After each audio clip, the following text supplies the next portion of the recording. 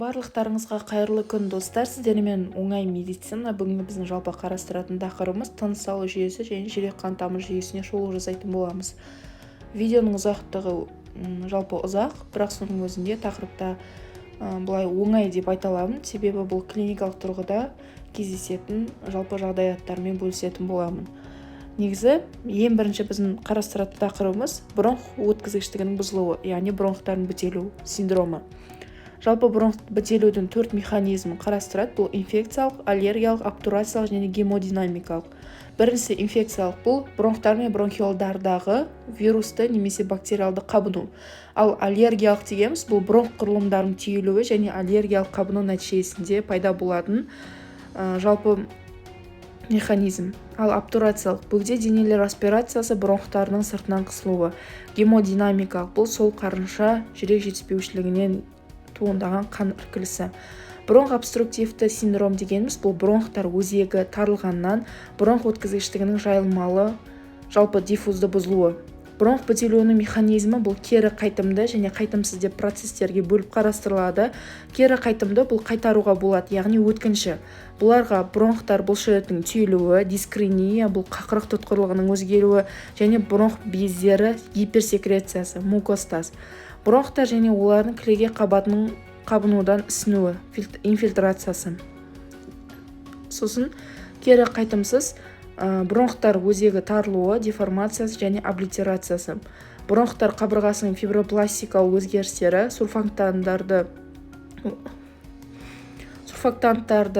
сурфактантты өндіру төмендегеннен және бірте-бірте үдеген өкпе эмфиземасынан ұсақ бронхтардың жалпы экспираторлы коллапсы және трахея мен ірі бронхтардың мембранозды бөлігінің ішке қарай экспираторлы пролапсы. Жалпы бронх обструктивті синдромды біріншілік және екіншілік деп қарастырылады. Біріншілік бұл тыныс демікпесінің клиникалық морфологиялық белгілері негізі, яғни бронхтар гиперреактивтілігі, тұншығу ұстамалары, ал екіншілік бұл бронхитте, пневмонияда, туберкулезде, тыныс жолының бөгде денелерінде гемодинамикалық бұзылыстарда кездеседі. Жалпы тыныс демікпесі дегеніміз не? Бұл тыныс жолдарының бронх гиперреактивтілігімен және бронхтардың толық немесе жартылай кері қайтымды бітелу пароксизмдерімен сипатталатын созылмалы қабынуы. Бұлардың жалпы клиникасы тұншығу ұстамасы және ұстама тәрізді құрғақ жөтел, ысқырықты тыныс естіледі және де ентігумен сипатталатын дискомфортты жағдайлар естіледі. Тыныс демікпесінің дамуы бұл генетикалық бейімділікте, аллергиялық ауруларға және де аллергияның өкпеден тыс белгілерінде, яғни аллергиялық дерматит, ринит, квинке ісігінде болуы мүмкін. Жалпы аллергендер бұл сыртқы және де ішкі аллергендер қарастырылады. Сыртқы бұл инфекциялық емес, яғни үй және өндіріс, өсімдіктер тозаңдары, тағамдар, механикалық және химиялық тітіркендіргіштер, метеорологиялық жағдайлар және барометрлік қысым, магнит өрісі, стресс әсерлер.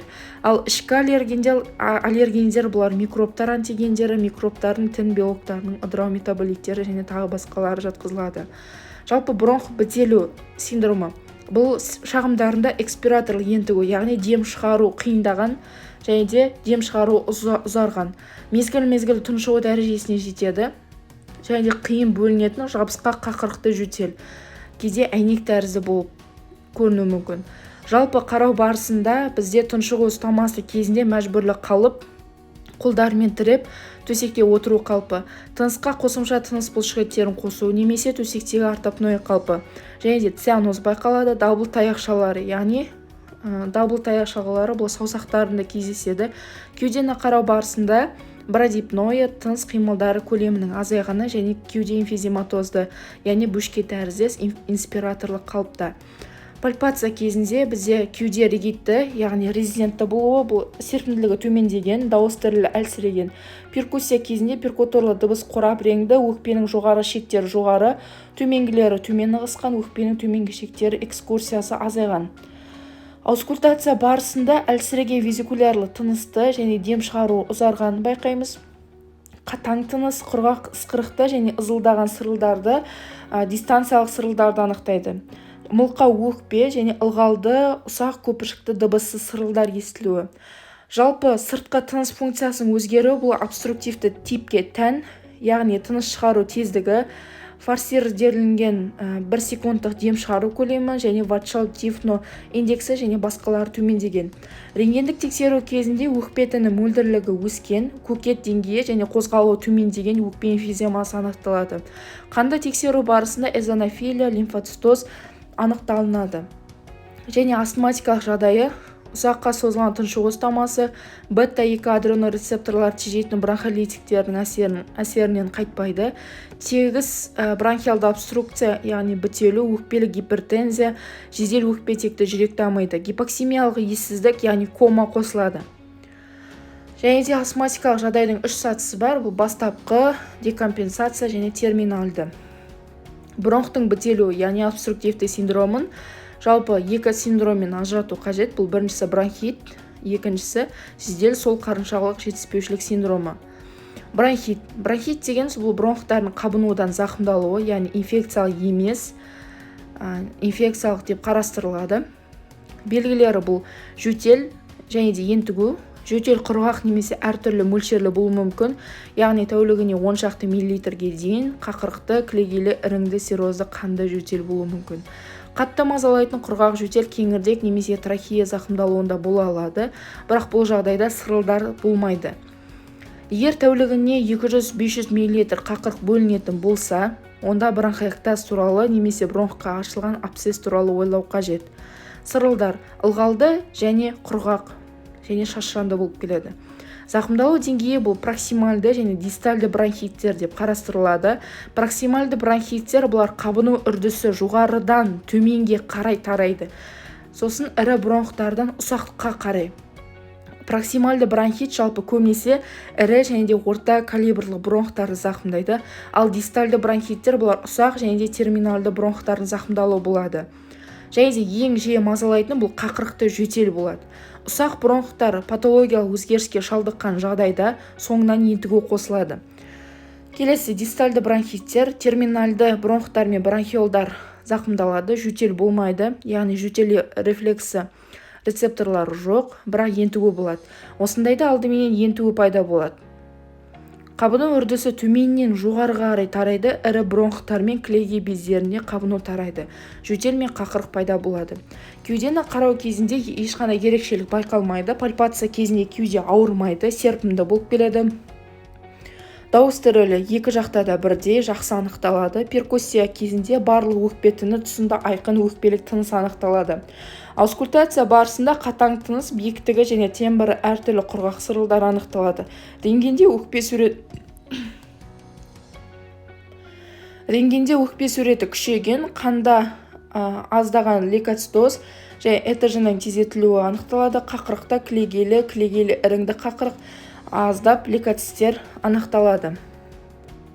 Келесі тақырып плевра қуысына сұйықтық жиналу синдромы, ауа жиналу синдромы және де тыныс жетіспеушілік синдромы. Плевра қуысына артық сұйықтық жиналу бұл жиі тараған патологиялық синдром, яғни терапиялық аурулардың шамамен 5-10% кездеседі. Плевра қуысына артық сұйықтық жиналу әрдайым екіншілік өзгеріс және бұл патология көптеген ішкі аурулар синдромы немесе олардың асқынулары болып табылады. Негізі осы плевра қуысына артық сұйықтық жиналудың басты себептері плевра беттерінің қабынуы, қан лимфа айналымының бұзылуы, капиллярлар қабырғасы өткізгіштігінің өсуі, плевраның қатерлі ісіктері және де басқа да себептерден болуы мүмкін. Патогенезі. Плевральды қуыс екі плевра беттерінен тұрады, олар астындағы тіндермен тығыз бітіскен. Плевра қуысында қалыпты жағдайда плевраны ылғалдайтын аз көлемді серозды сұйықтық бар. Сұйықтық тыныс қимылдарында плевраның өзара үйкелуін азайтады. Қалыпты жағдайда плевра қуысына бөлінетін және резорбцияланатын сұйықтық көлемдері тұрақты тепе-теңдікте болады. Париетальды плевра секрецияны, висцеральды плевра резорбцияны қамтамасыз етеді. Париетальды беттегі капиллярларда гидростатикалық қысым су бағанасы 30 см деңгейі, висцеральды беттегі қысымнан су бағанасы 11 см айтарлықтай жоғары. Старлингтің транскапиллярлы алмасу заңына сәйкес қысым сұйықтықтың париетальды плеврадан плевра қуысына, соңынан висцеральды плевраға тұрақты қан ағымын жалпы қамтамасыз етіп отырады. Осындай ағым тездігі жоғары сағатына 100 мл сероза сұйықтық бөлінеді, осыншама көлем реабсорбцияланады. Іркілісті өзгерістерді плевра қуысында сұйықтық кіші және үлкен қан айналым шеңберлері тамырларында гидростатикалық қысым өскеннен пайда болады. Бұл жағдайда қысымдар айырмасынан париетальды плеврада плевральды сұйықтық секрециясы өседі, ал висцеральды плеврада резорбция тездігі төмендейді. Бауыр циррозы мен нефротикалық синдромдағы гипоальбуминемияда қанның онкотикалық қысымы төмендегеннен плевра қуысына сұйықтық жиналуына алып келіп соқтырады. Қатерлі ісіктерде плевра қуысында сұйықтықтың пайда болуы қатерлі ісіктер зақымдануынан лимфа тамырлары бітеліп, париетальды плеврадан сұйықтықтар мен белоктардың кері ағымы төмендейді. Лимфа түйіндерінің зақымдалуынан плевра беттерінің сұйықтықты резорбциялауы төмендейді. Екінші себебі қатерлі ісік тініндегі патологиялық алмасу салдарынан дамитын жергілікті қабыну реакциясы және сұйықтық пен белокты плевра қуысынан секрециясы өсуі. Плевра зақымдалуындағы пневмоторакстарда сұйықтықтар себебі плевра беттеріне сұйықтық резорбциясы төмендеуінен және тін зақымдануына дамитын табиғи қабыну реакциясы. Сонымен, плеврада сұйықтық пайда болу көптеген ішкі мүшелер аурулары салдарынан, бірақ көпшілік жағдайда, осындай жағдайда плевра беттері тікелей зақымдалмайды. Яғни іркілісті жүрек жетіспеушілігі кезінде альбумині төмен түсіп кетуі жағдайда. Басқа жағдайларда плевральды сұйықтықтың негізгі себебі плевра беттерінің инфекциялық немесе инфекциялық емес қабынуынан болуы мүмкін. Плевральды сұйықтықтың осы екі түрі бір-біріне негізінен сұйықтық құрамына қарай айырылады. Қабынуға байланысты сұйықтықтарда эксудаттарды эксудативті плеврит, белок мөлшері көп және L-дігі белсенділігі жоғары. Қабынусыз пайда болған сұйықтықтар трансудаттар гидроторакста қарама-қарсы өзгерістермен сипатталады. Жалпы плевральды сұйықтықта трансудат және эксудат жалпы сұйықтықтары қарастырылады. Мөлдірлігі трансудатта мөлдір, эксудат бұлыңғыр болады.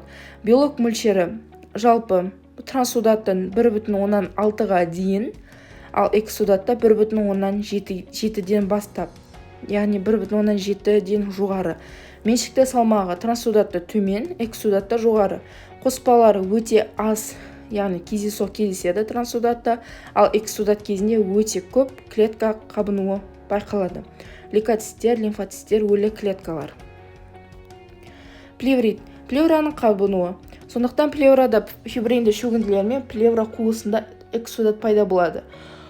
Сонымен қатар плевритті құрғақ фибринозды және сұйықтықты эксудативті түрлері бар. Көпшілік жағдайда құрғақ плеврит сұйықтықты плеврит қалыптасуының тек алғашқы сатысы болып табылады. Плевральды сұйықтықтың қалыптасуы. Плевра қуысында көлемі біршама сұйықтықты 700-800 мл-ге дейін кем емес, жиналғанда өкпе бөлігі қысылғаннан жалпы компрессиялы аталектаз салдарына вентиляциялық бұзылыстар және рестрикторлық осы типті тыныш жетіспеушілік басталады. Тыныш жетіспеушілігінің басты патофизиологиялық механизмі өкпе жазылуының айтарлықтай шектелуі, сондықтан өкпе көлемдерінің азаюы болады. Зақымдалған жақтағы өкпені ауаға толтыру үшін транспульмональды қысымды өсіру қажет. Ол үшін демалған сәтте айтарлықтай бұлшықеттерге күш салу керек, бірақ бұдан тыныс бұлшықеттері шаршауы пайда болады. Нәтижесінде гиперкапния және гипоксемия дамиды. Қабыну сұйықтығының бір салдары плевра беттерінде жабысқақтың шварттар қалыптасуы. Іріңді плевриттің сиректеу нәтижесі плевра беттерінің біріктіргіш тілмен бітісуі. Фиброторакс. Клиникалық көрінісі. Плевриттерді байырғы түрде фибринозды және эксудативті бөліп тұру шартты бөлу керек. Себебі көпшілік жағдайда құрғақ плеврит эксудативті плевриттің алғашқы сатысы болады. Құрғақ плеврит эксудациясы мөлшері аз, плевра беттеріне фибрин шөгіндісі пайда болады. Эксудация бірте-бірте азаяды және аурудың кері дамуы басталады. Эксудативті плеврит. Егер қабыну тұрақталмайтын болса, эксудация жалғасады, резорбция айтарлықтай төмендейді. Құрғақ және эксудативті плевриттердің клиникалық көрінісін айтарлықтай ерекшеліктері болады. Фибринозды плевриттің ең жиі себебі бұл пневмония, өкпе туберкулезі, вирусты инфекция және кез келген өкпедегі немесе оған жақын мүшелердегі іріңді қабыну үрдістері. Плевраға инфекция көбіне лимфогенді немесе гематогенді жолмен енеді. Құрғақ плевритпен ауыратын науқастың басты шағымдары: кеуденің ауруы, тыныспен, жөтелмен байланысты, сау жағына қисайғанда күшейеді. Ауру сезімінің орналасуы және иррадиациясы плевраның қабынған жеріне байланысты: костальды, апикальды, диафрагмалық плеврит. Жөтел көбіне осы ауру сезімімен бірге мазалайды және ауру сезімі қайтадан жөтелтеді. Жөтелу плевра рецепторлары тітіркеннен дамиды. Дене қызуының көтерілуі анықталады. Физикалық тексеру барысында мәжбүрлі қалып, яғни ауыратын қырымен жатуы, диафрагмальды плевра зақымдалатын болса, ауыратын нүктелер, яғни мускулостерноклейдомастеидус бұлшеттері аяқшалар арасында, онша қабырға және парастернальды сызық қиылысында. Жиі беткейлі тыныс және кеуденің ауыратын жағының тыныстан қалыңқылығы, әлсіреген визикулярлы тыныс. Шектелген жерде плевраның үйкелушуі ең сенімді белгі болып табылады. Енді плевриттің ішкі құрылысына тоқталамыз. Эксудативті плеврит. Көпшілік жағдайда эксудативті плеврит аталған құрғақ плеврит белгілерінен басталады. Эксудат молая келе осы клиникалық көріністер өзгереді және плевра беттері өзара алшақтауына байланысты кеудедегі шаншып ауру сезімі азаяды. Немесе бір жола мазаламайды кетеді. Кеуденің ауыратын жағында салмақ түсіп тұрған сезім және ентігу пайда болады. Ентігу үдеген сайын тыныс жетіспеушілігінен және орталық қуыс мүшелерінің сау жаққа ығысуына болады. Науқас ауру сезімін ентігумен салыстырады. Мәжбүрлі ортопной қалып. Кеуде ауыратын жаққа аз кем бұрылған, жалпы жайылмалы сұрғылт цианоз анықталады. Кеуденің ауыратын бөлігінің көлемі өседі және осы жақ тыныстан қалыңқы болуы, яғни Гувер симптомы. Қабырға аралары жазылған, тыныста ішке тартылмайды, Литтен симптомы. Зақымдалған жақ терісі ісіңкі, қыртысы сау жаққа қарағанда қалыңдау, Винтрих симптомы. Осы плевритпен ауыратын науқастың суреті, және де бұл жаңа айтып кеткеніміздей саусақта дабыл таяқшалары болады деді, осындай көрініспен ие болады. Пальпация және перкуссия барысында дауыс тілі айтарлықтай қатты әлсіреген емес, немесе анықталмауы мүмкін. Сұйықтық көлемі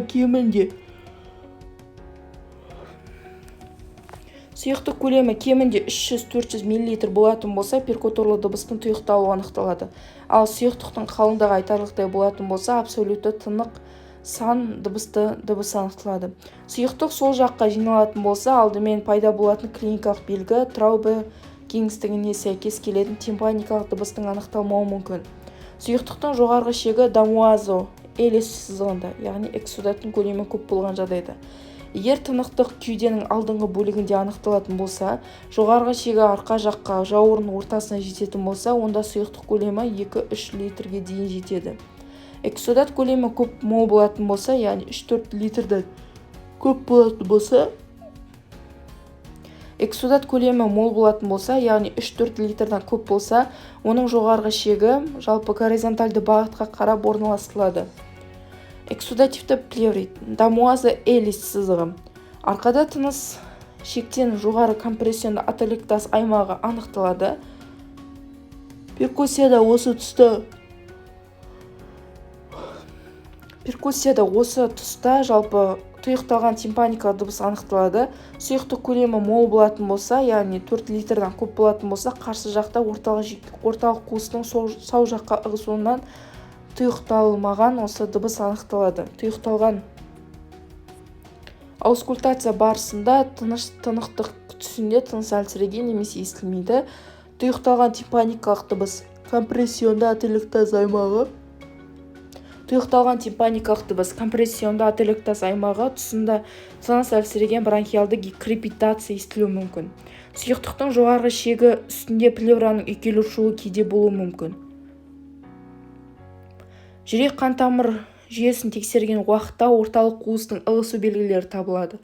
Парапневмониялық плевриттерде орталық қуыс сау жаққа ығысады. Обтурациялық аталектазды қатерлі ісіктердегі сұйықтық аралық қуысты ауру жаққа ығыстырады. оң және сол жақтағы сұйықтықтар деп қарастырылады. Оң жақтағы сұйықтық аралық қуысты сол жаққа жүрек ұшы соғысын алдыңғы қолтық сызығына дейін ығыстырады. Минутына 120-140-қа дейінгі тахикардия, окрационы және басқа да себептері жүрек жеткіліксіздігі белгілер пайда болуы мүмкін. Сол жақтағы сұйықтық аралық қуыс оңға ығысады.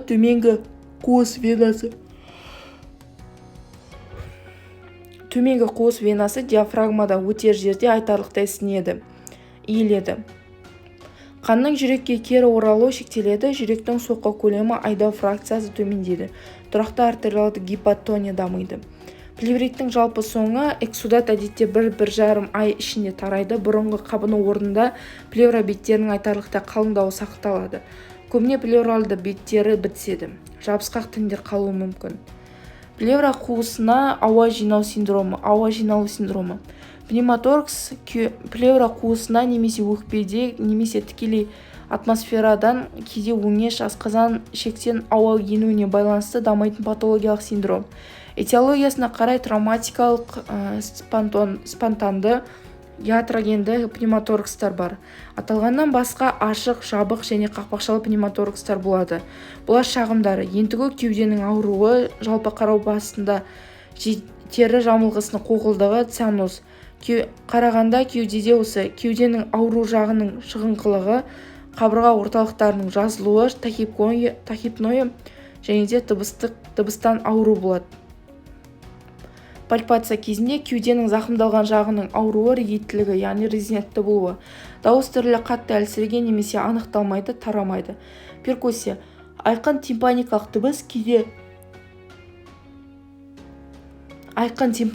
дыбыс кейде металл дыбысы реңді береді. Аускультация барысында әлсіреген визикулярлы тыныс немесе тыныс естілмейді. Бронхофония қатты әлсіреген немесе анықталмайды. Компрессионды ателектаз синдромы.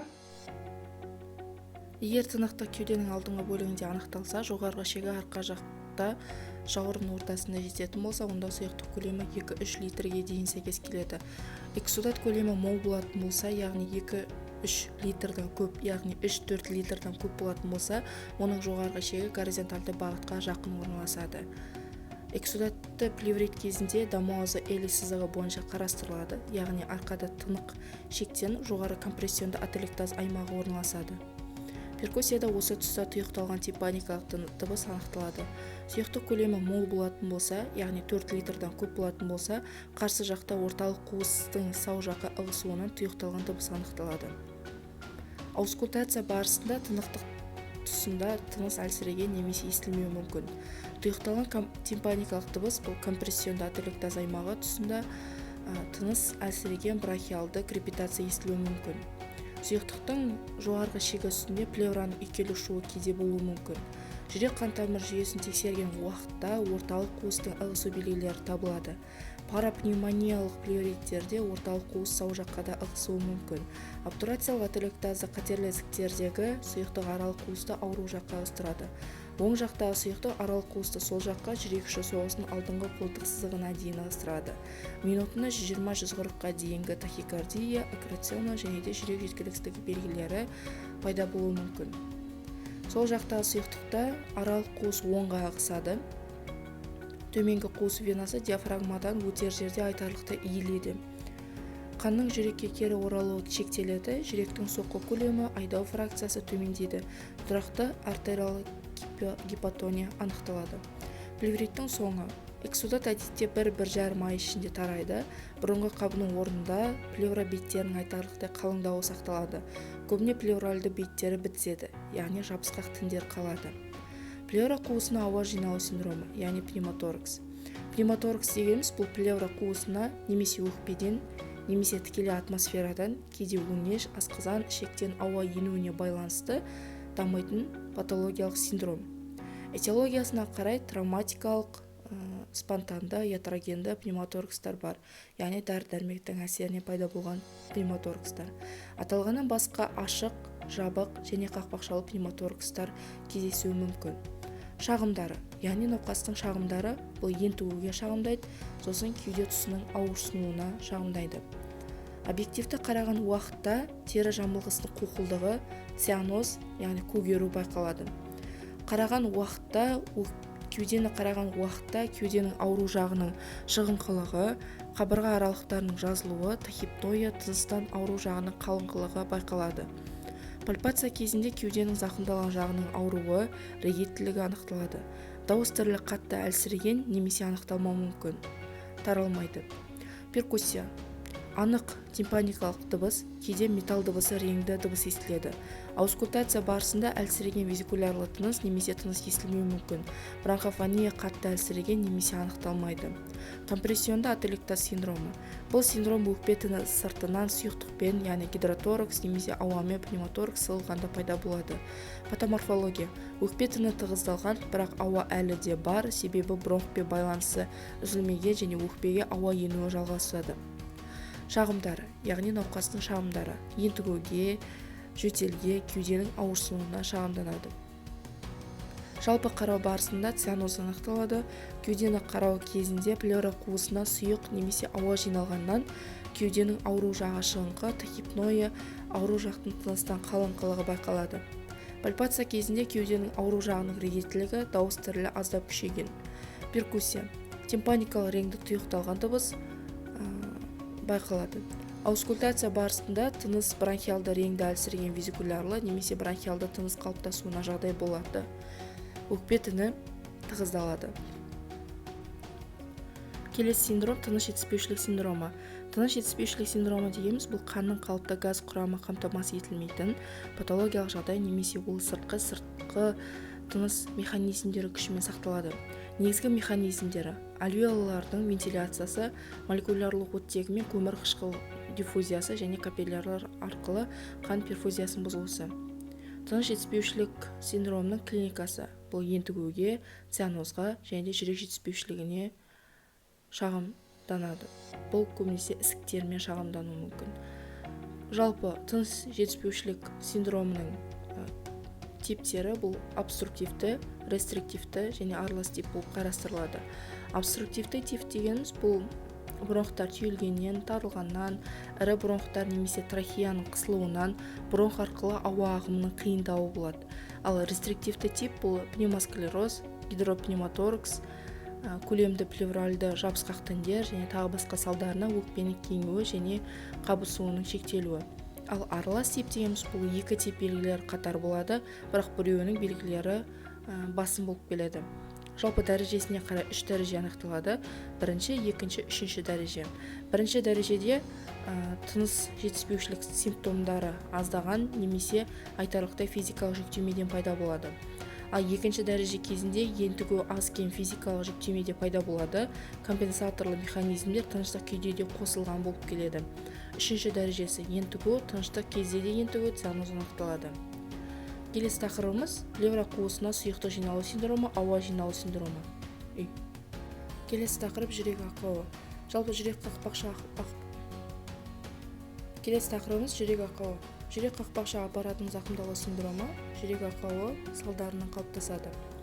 Жүрек ақауы жалпы жүрек құрамының жүре немесе туа пайда болған тұрақты өзгерісін белгілеу үшін қолданылатын термин. Жүре біткен жүрек ақаулары бұлар себептері ревматизм, инфекциялық эндокардит, мерез, атеросклероз жарақаттарының әсерінен болуы мүмкін. Ең біріншісі митральды қақпақша жетіспеушілігі, яғни қос жармалы. Бұлардың жалпы себептері айтып кеткенімізде ревматизмнен сиректеу жағдайда атеросклероз немесе басқа да қабыну сипатындағы өзгерістер. Анатомиялық өзгерістер қақпақша жармасын қысқартады, яғни ісік, қабыну, қақпақша шеттерінің иректенуі, бүрісуі, сүйелдер, тыртықтар пайда болуы. Гемодинамикалық бұзылыстар патогенезі, яғни біріншіден бұл қақпақшаның морфологиялық тұтастығы бұзылған, яғни ісік, тыртықтар, деформациялар қалыптасады. Қақпақша қозғалуы шектелген, сол қарынша сесіласы кезінде митралды қақпақша сол венозды тесікті толық жаппайды, саңылау пайда болады. Сондықтан әр сестола кезінде қанның бір бөлігі сол жүрекшеге кері оралады. Жүрекше өкпе веналарынан және сол қарыншадан кері оралған қанмен толады. Артық қанға толған сол жүрекшенің тоногенді кеңуі және гиперфункциясы, гипертрофиясы дамиды. Осылай сол қарыншаға көлемі артық қан айдалады. Сол қарыншаның диастолық көлемінің өсуі Старлинг заңы бойынша оның керілуін жиырылуын күшейтеді. сол қарынша жүрекше сияқты тоногенді дилатация және гиперфункция салдарынан гипертрофияланады. Өкпе артерияларының түйілуі, яғни Китаев рефлексі компенсацияның біріншісі сол жүрекшеге келетін қан көлемін азайтуға бағытталған. Компенсацияның екіншісі бұл сол қарынша гипертрофиясы. Осы екі компенсациялық механизм жүрек жұмысын ұзақ уақыт бойы жеткілікті деңгейде сақтайды. Әрі қарай декомпенсация сол қарыншалық қан айналым жетіспеушілігінен түрінде дамиды, яғни сол қарынша өкпеден келген қанды толық қабылдай алмайды. Соның әсерінен кіші қан айналым шеңберінде қан іркілісі, өкпе артерияларында қан қысымы жоғарылай бастайды. Қысымға қарсы жұмыстан оң қарынша гипертрофияланады. Үшінші компенсаторлы механизм. Оң қарынша мүмкіндігі шегіне жеткенде үлкен қан айналым шеңберінде қан іркілісі дамиды және енді жүрек жұмысы жетіспеушілігі үлкен қан айналым шеңберінде қалыптасады. Бауыр үлкеюі, аяқтарда ісік, асцет және де басқа да белгілер қосыла бастайды. Клиникасына тоқталатын болсақ, бұл жерде ұзақ уақыт бойы шағым болмайды. Кіші қан айналым шеңберінде айтарлықтай қан іркілісі пайда болса ғана үйреншікті жүктемеден соң жүрек соғу және ентігу мазалай бастайды. Анамнезінен жүрек ақауы себебіне байланысты болуы мүмкін. Жалпы қарау, объективті қарау кезінде аз-кем акрацианоз және жүрекші соғуы жайылмалы биік болады. Сол қарыншаның гипертрофиясы болғанның әсерінен. Пальпация кезінде жүрек іші соғысы қарау деректеріне сәйкес пульс өзгермейді. Перкуссия жүрек шегі жоғары және солға кеңіген, оң қарынша гипертрофиясында жүректің анық тынық ені кеңейе бастайды. Аускультация барысында жүрек ұшында бірінші тон әлсірейді. Механизмі митральды қақпақшаның керілуі және тербелісі қарыншаның изометриялық жиырылу фазасында әлсірейді. Себебі қақпақша кемістігі болғаннан және қақпақшалар қозғалуы шектелгеннен болады. Қақпақшалардың жабық кезеңі толық толмағаннан қарынша ішілік қысым азайып, гемодинамикалық толқын күші әлсірейді. Жүрек ұшында систолалық шу. Жалпы механизмі бұл сол қарыншадан сол жүрекшеге систола кезінде қан кері оралады, кері қан ағымы иірімді, яғни систолалық шу. Систолалық шу бірінші тоннан бастап бірте-бірте әлсірей бастайды, шалқасына жатқан қалыпта анықтау сезімі естіледі. Шудың қысқа немесе ұзақтау болуы қақпақша жетіспеушілігі деңгейіне сәйкес. Шу жүрек ұшынан сол жүрекше бағытына жоғары және сол қолтыққа солға қарай тарайды. Өкпе артериясына екінші тонның акценті. Механизмі кіші қан шеңберінде өкпе артериясындағы гипертонияс қақпақшаларды жабылу кезінде керілуін және тербелісін күшейтеді, соның әсерінен акцент пайда болады. Рентгендік тексерудегі өзгерістерде бізде сол жүрекше гипертрофиясының белгілері, өкпе артериясының конусы шығыңқылығы байқалады. Сондықтан жүректің митральды пішіні, яғни мықыны жазылады және де қалыптасады. Сол қарынша гипертрофиясы өкпелерде іркіліс көрінісі байқалады. Жалпы диагностикасында ЭКГ-де сол жүрекше гипертрофиясы анықталады, яғни ПЧ-сі жазылған және кең түрде көрінеді. Сол қарыншада QRS-ті гипертрофиялық өзгерістер анықталады. ФКГ-да аускультация деректеріне сәйкес бірінші тонның әлсіреуі және систолалық шу анықталады. ЭХО-КГ-да қақпақша аппаратының жағдайы, жүректің сол бөлігінің гипертрофиясы, қуыстарының кеңеюі, сол жүрекшеге қан регургитациясы және басқалары анықталады. Сол атриовентрикулярлы тесіктің тарылуы, яғни митральды стеноз. Бұның жалпы себептері негізінен ревматикалық эндокардит, қақпақша негізінде тыртықтану, гранулемалар пайда болғаннан қақпақша жармалары өзара бітіскеннен АБ тесік тарылады. Сол АБ тесік тарылғаннан қанның сол қарыншаға өтуіне кедергі пайда болады. Енді гемодинамикалық патогенезінде сол жүрекше жиырылу күшейеді, гиперфункция қалыптасады. Сондықтан сол жүрекше диастолы аяғында қаннан толық босап, қанды сол қарыншаға айдайды. Қалыпты жүрекшілік гемодинамика сақталады. Бұл ақаудың біріншілік компенсациялық сатысы. Сол жүрекше стенозы өсе түсуі, сол жүрекшені одан әрі кеңейтеді және гипертрофия деңгейін өсіреді. Сол жүрекшеде және оған құйылатын өкпе веналарында қысым айтарлықтай өседі. Өкпе артериясы, артериолдары рефлекторлы түйілуі, Китаев рефлексі кіші қан шеңберінде қысымды одан әрі көтереді. кеңейген және гипертрофияланған сол жүрекше одан әрі қалыпты қан айналымын сақтай алмайды. Оң қарыншада жоғары кедергіге қарсы жұмыс атқарып, кейде 3-5 есе гипертрофиялануы мүмкін. Уақытша сол жүрекше компенсациясына көмектеседі. Компенсацияның екінші сатысы. Егер сол А-Б тесік көлемі 1 см квадраттан кем болмайтын болса, компенсация жылдап сақталады. Әрі қарай оң қарынша әлсірейді, айтарлықтай кеңейді де, соңына оң қарыншалы декомпенсация дамиды. Жүрек ұшылы гемодинамика жағдайы тарылу стеноз дәрежесіне байланысты венозды тесіктің қалыпты көлемі 5 см квадрат шамасында 1 см квадраттан кем болуы шегіне жеткен стенозға жатады, яғни критикалық стеноз байқалады. Алғашқы уақытта ентігу физикалық жүктемеден соңынан тыныштық кезде де ентігу болуы мүмкін.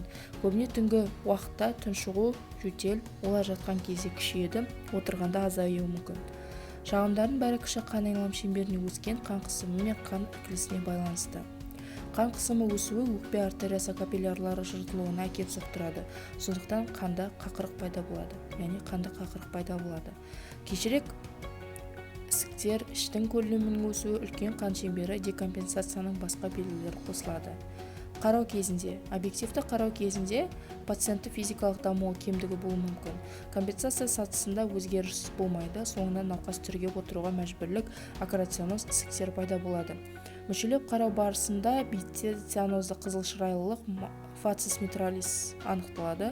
Жүрек тұсының пульсациясы, жүрек соғысы оң жақ қарыншаның гипертрофиясынан. Жүрек пальпациясы. Жүрек ұшы тұсында диастолық мысық бұрылы симптомы анықталады. Пульс кезінде толымы аз, кернеуі төмен, пульсус парвус эт тардус. Жабырлы аритмия, пульс жетіспеушілігі тән. Попов-Савельев симптомы сол білезік артериясының толымы. Оң қолға қарағанда сол білезік артериясының толымы кем. Перкуссия кезінде жүрек соғу түрткісі түрткісінің шегі жоғары және оңға қарай ығысқан, кейде солға және үлкейген оң қарыншаның механикалық ығыстыруына болуы мүмкін. Жүректің анықтанығы кеңейген. Аускультация барысында жүрек ұшы бірінші тон күшейген, кейде шапалақты тон естіледі. Өкпе артериясының үстінде екінші тонға акцент болады. Өкпе артериясында екінші тонның жарықшақтануы анықталады. Жүрек ұшында екінші тонның бөлінуі, митралды қақпақшаның ашылу шертпесі. Систолық, диастолық артериялық қан қысымы төмендегеннен. Рентгенде митралды пішін оң қарынша гипертрофиясы анықталады. Өкпе артериясы конусы шығыңқы көрінуі болады. Кіші қан айналым шеңберінде іркіліс, өкпе фиброзы анықталады.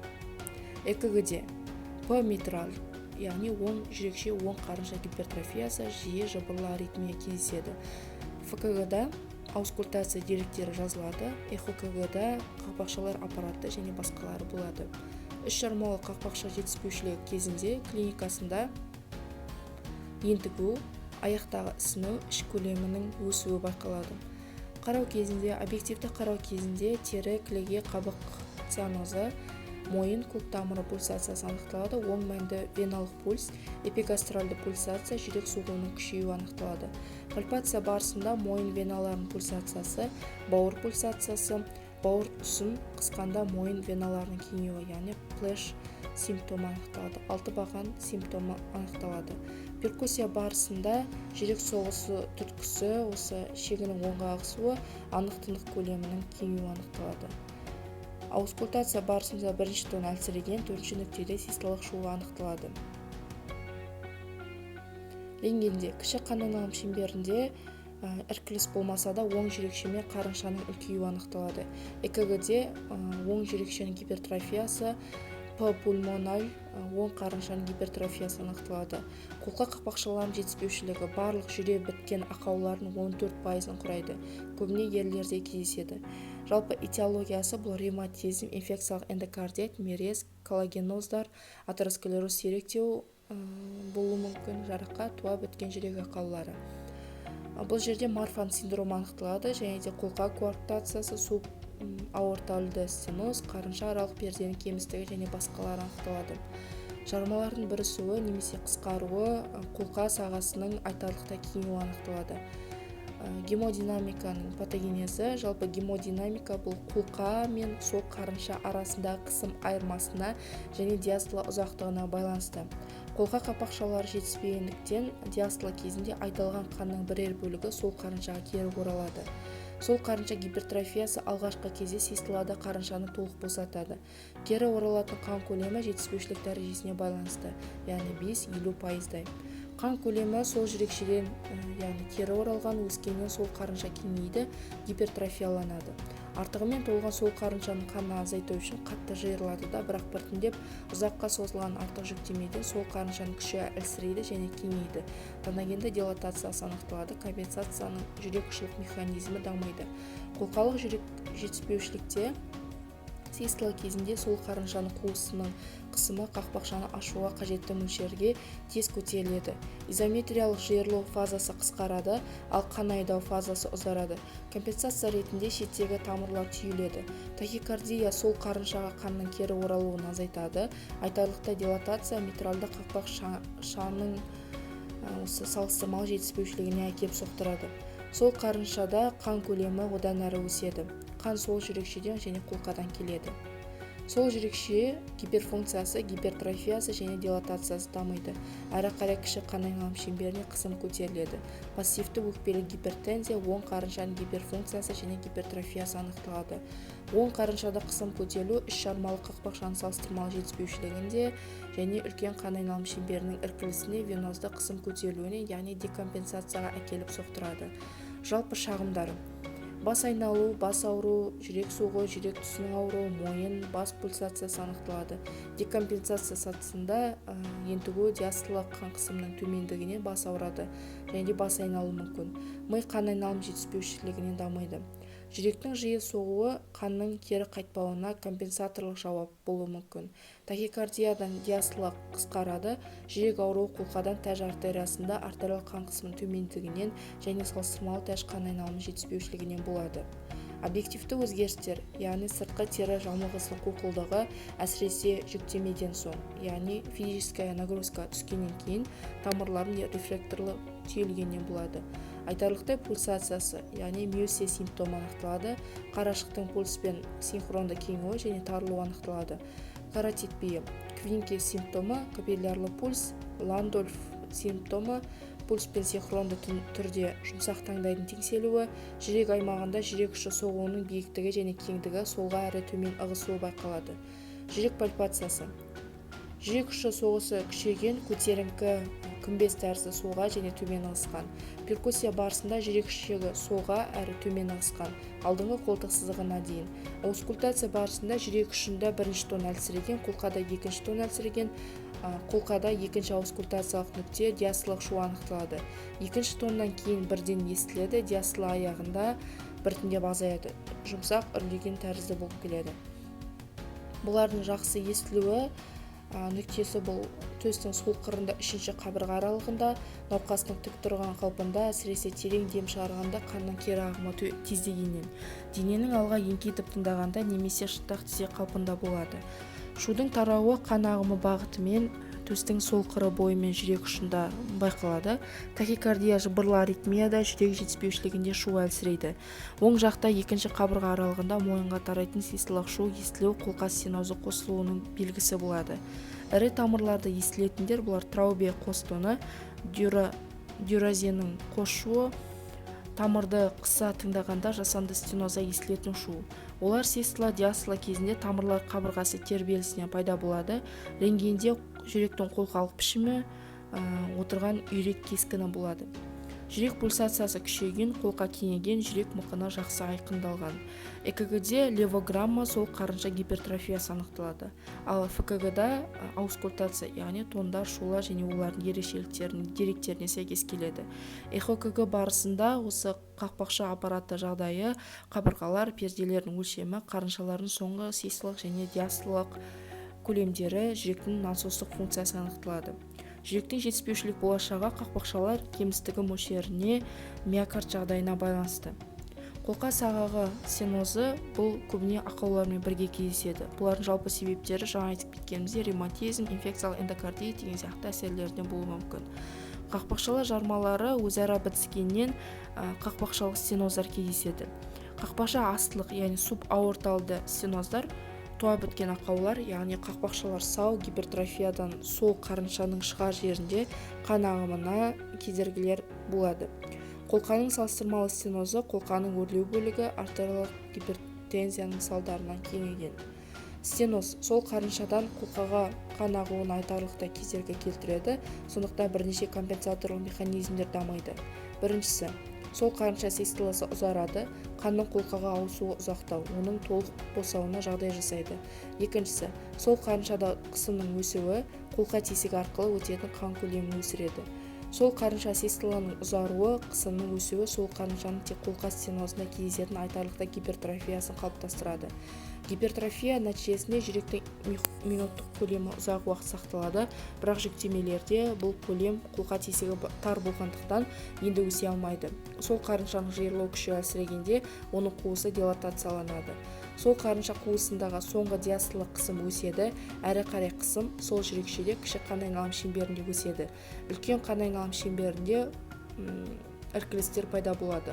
Қолқа стенозында компенсация сатысы көп жылдарға әкеліп соқтырады, декомпенсация қосылуы тез өлімге әкеліп соқтырады.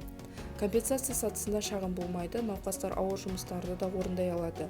Шағымдары: бас айналуы, ми қан айналым төмендеуіне байланысты, яғни талықсу болады. Стенокардия ұстамасы болуы мүмкін. Ентігу: дилатацияда кейде жүрек демікпесі, әрі қарай сол қарыншалық жетіспеушілік белгілері болуы мүмкін. Анамнезінен ревматизм, атеросклероз, мерездің әсерінен болады. Объективті қарау барысында компенсацияда өзгеріс болмайды. Айтарлықтай стенозда тері жамырылғысы, қоқылдығы болады. Тамырлар түйілуі жүректің шығару көлемінің төмендегі анықталады. Жүрек ұшы соғысы күшейген, солға әрі төмен алдыңғы қолтық сызығына дейін ығысқан және жүрек соғысы анықталады. Пальпация барысында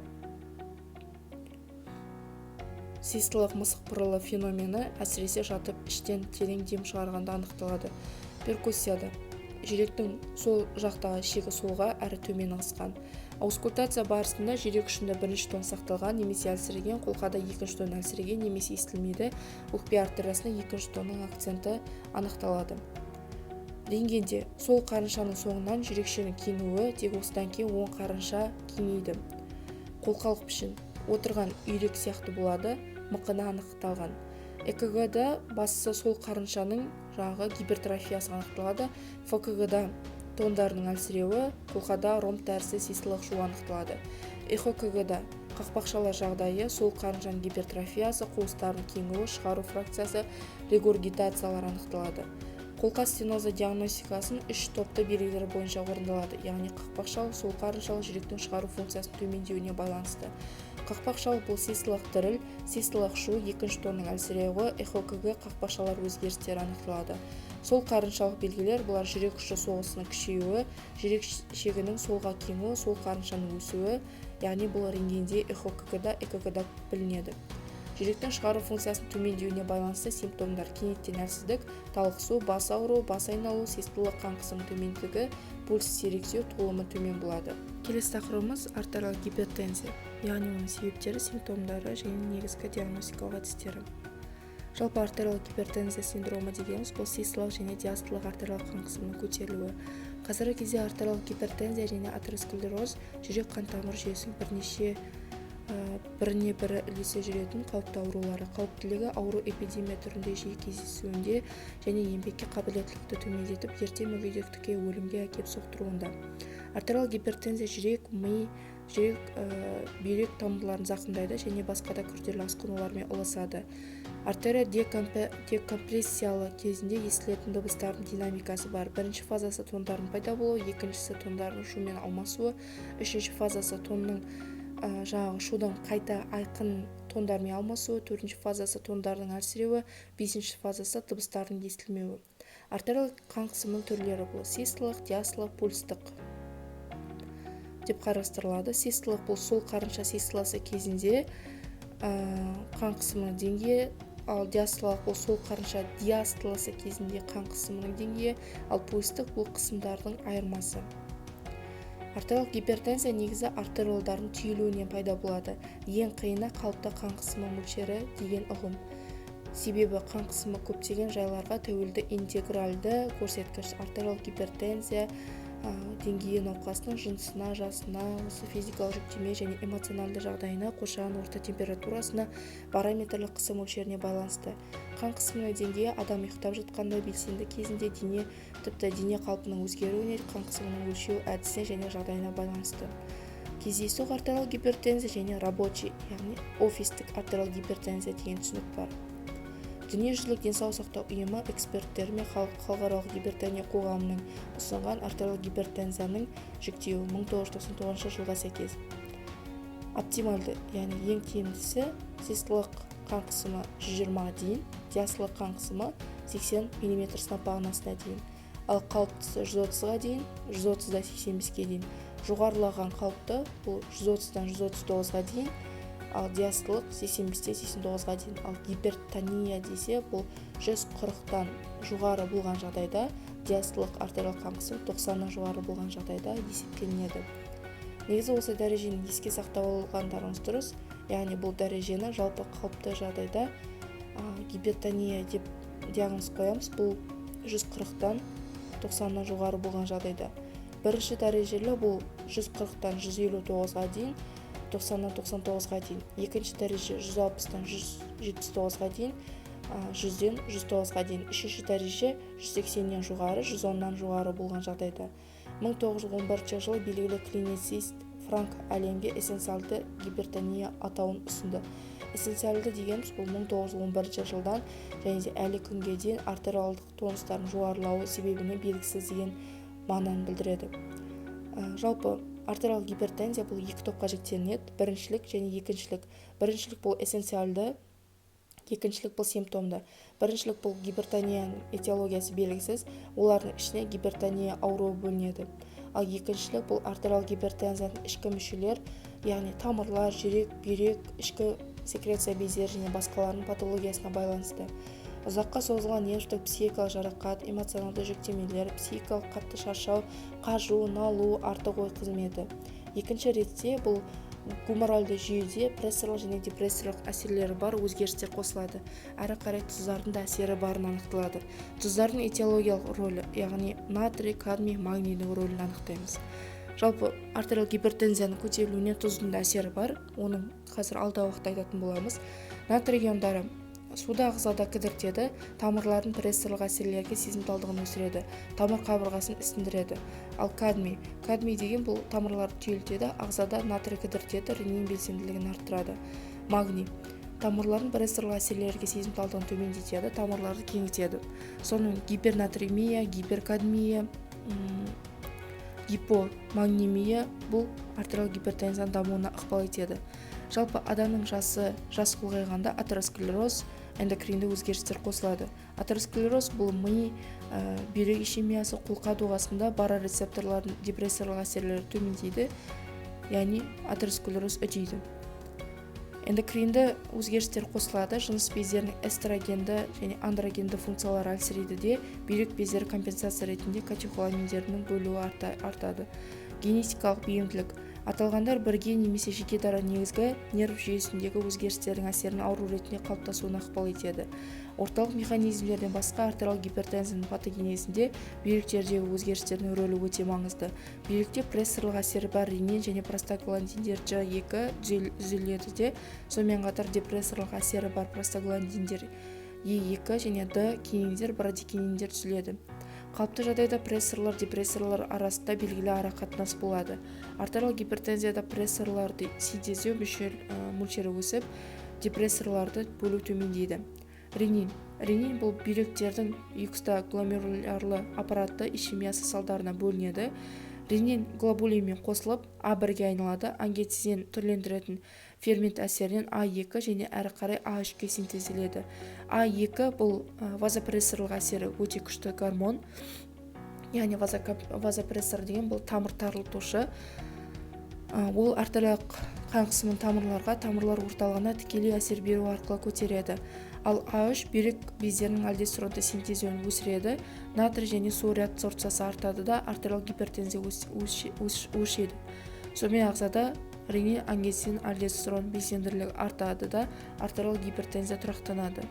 артериялық гипертензияның кезеңдері. Артериялық гипертензияның қалыптасуы, оның тұрақталуы алғашқы кезеңде ағзада функционалды бұзылыстар дамып басым болатын болса, екінші кезеңде тамырларда ішкі мүшелерде органикалық өзгерістер қалыптасады.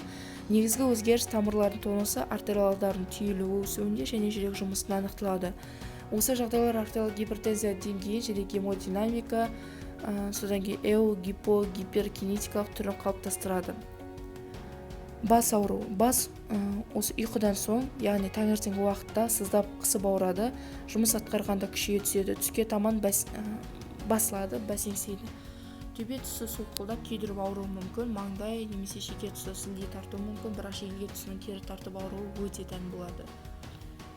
Артериолдардың түйілуі, периферия артериолдардың түйілуі деңгейі ми тамырлар түйілуіне басым. Сондықтан мида қан көлемі өседі, капиллярларда қысым артады, қан сұйықтығының сүзілуі тездетіледі. Ми ісінуінде мүмкіндік пайда болады және неврологиялық симптоматикалар қалыптасады, бірақ бас ауруы дәрежесі мен артериялық қан қысымының дәрежесі арасында толық параллель болмайды. Жүрек түсінің ауруы себебі жүрек ишемиялық ауруларының пайда болғаннан, яғни стенокардия, қан қысымының көтерілген кезде тамырлар түйілгеннен стенокардия, кардиалгияның болуынан. Неврологиялық симптоматика, жұмысқа қабілеттің төмендеуі, әлсіздік, ренжігіштік, вегетативті бұзылыстар, астеникалық синдром, астеноневрологиялық синдром, яғни церебральды ангиодистония, дисциркуляторлы энцефалопатия және гипертониялық кризерге дейінгі өзгерістер. Қарау барысында көбіне гиперстеникалық және дене пішімі болып келеді. Қан көлемі өскеннен беттің плетралық реңділігі байқалады. Жүрек ұшы соғысы биік, жайылмалы және суға ығысқан. Жедел жүрек жетіспеушілігі кезінде ентігу аккреционоз ісіктері анықталады. Пальпация барысында жүрек ұшы соғысы күшейген, биік, жайылмалы болады. Тамыр соғысы пульсус турус қатты және кернеу өскен. Перкуссия барысында жүректің салыстырмалы шегінің солға қарай ығысуы анықталады, яғни сол қарынша гипертрофиясы. Аускультация барысында қолқада екінші тонның акценті, жүрек ұшында систолық шу, митральды қақпақшаның салыстырмалы жетіспеушілігі немесе кардиосклероз анықталады. Қолқада бірінші тонның бөлінуі, яғни гипертензия және қолқа қақпақшасының ашылуы кідіреді. Тондар сақталған, сұйықталған немесе тынық болады. Аритмия болуы мүмкін. Объективті деректерде артериялық қан қысымына байланысты. Бүйректерде алғашқы сатыда ешқандай өзгеріс анықталмайды.